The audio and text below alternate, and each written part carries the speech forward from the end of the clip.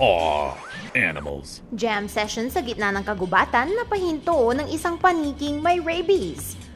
Kapag kayo ay nagka-camping sa magubat na lugar sa Portland, Oregon, mas mainam na iwasan yung bumuo ng mga guitar at beatbox circles na gaya nito dahil baka magalit lang sa inyo ang mga paniking may rabies na naninirahan doon.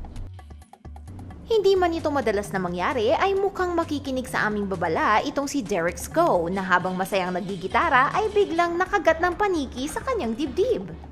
Matapos itong mangyari ay binaril ng kaibigan ni Sko ang paniki gamit ang isang BB gun. Naidala ang paniki sa Multnomah County Health Office kung saan nadiskubreng may rabies pala ito.